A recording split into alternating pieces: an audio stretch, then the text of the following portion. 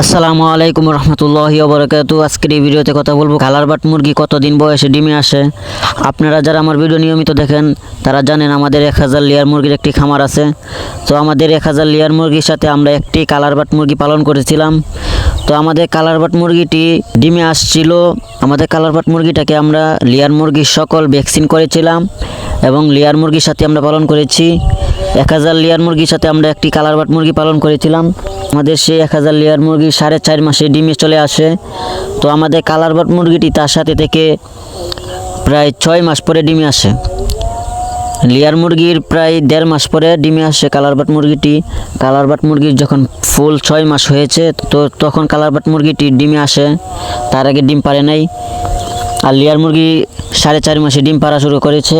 আপনারা যারা colour but মুরগিকে ডিম পাড়াতে চান তো আমাদের সেই কালার বাট মুরগিটির ওজন হয়েছিল প্রায় 3 কেজি প্লাস, আর আমাদের সেই লেয়ার মুরগির ওজন হয়েছিল 2 কেজি, আর আমাদের কালার বাট মুরগিটার ওজন হয়েছিল 3 কেজি। আমাদের কালার বাট মুরগিটার অনেকটাই ওজন হয়ে গেছিলো, যেহেতু কালার বাট মুরগিটা মাংসের জন্য পালা হয় সেই ক্ষেত্রে আমাদের কালার বাট মুরগিটা ওজন অনেকটাই বেশি হয়ে গেছিলো। তো কালার বাট মুরগিটা আপনারা যদি ডিমের জন্য পালন করেন প্রত্যেকেরই ওজনটা বেশি আসবে। কালার বাট মুরগিটা ওজনটা বেশি হওয়াতে আমাদের কালার বাট মুরগিটা ডিমে আসার 2 মাস পরে স্টক করে মারা যায়, যেহেতু কালার বাট মুরগিটার অনেকটাই ওজন ছিল। কিছুদিন প্রায় অনেক রৌদ্র উঠেছিল, অনেক পর্যাপ্ত পরিমাণ গরম পড়ে গিয়েছিল, সেই ক্ষেত্রে আমাদের কালার বাট মুরগিটা 2 মাস পর্যন্ত ডিম দিয়ে তারপরে স্টক করে একদিন মারা যায়। তারপরে আমাদের কালার বাট মুরগি পালন করা হয় নাই। তো আমাদের বাস্তব অভিজ্ঞতা আপনাদের সাথে শেয়ার করলাম এই ভিডিওতে। তো আপনারা অনেকে চান যে কালার বাট মুরগিটা পালন করে ডিম পাড়াবেন। তো কালার বাট মুরগিটা এটা আসলে মাংসের জন্যে, এটা ডিম পাড়ানোর জন্যে না। তো আপনারা বাড়িতে যদি ডিম পাড়াতে চান আপনারা বাড়িতে লেয়ার মুরগির বাচ্চা নিতে পারেন, কেন কালার বাট মুরগিটা যদি আপনি পালন করেন তখন কালার বাট মুরগিটা অনেকটা ওজন হয়ে যাবে, তখন গরমের মধ্যে কালার বাট মুরগিটা স্টক করে মারা যেতে পারে। যেহেতু আমাদের এটা মারা গিয়েছে, প্রায় 3 কেজি প্লাস ছিল আমাদের এই মুরগির ওজনটা। আর আমাদের এই মুরগির ডিমটা ছিল দেশি মুরগির থেকে একটু সাইজে বড়, এবং আমাদের লেয়ার মুরগির সাইজ আমাদের লেয়ার মুরগির ডিমের সাইজ থেকে একটু ছোট ছিল আমাদের এই মুরগির ডিমটি।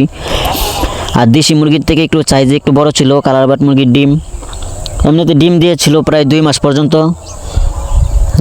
যেহেতু আমাদের এই কালার বাট মুরগিটাকে আমরা লেয়ার মুরগির সমস্ত ভ্যাকসিন করেছিলাম এই ক্ষেত্রে। আর আপনারা যদি কালার বাট মুরগিটাকে যদি ভ্যাকসিন না করেন তো আপনাদের বাড়িতে কালার বাট মুরগিটা আরও আগেই মারা যেতে পারে।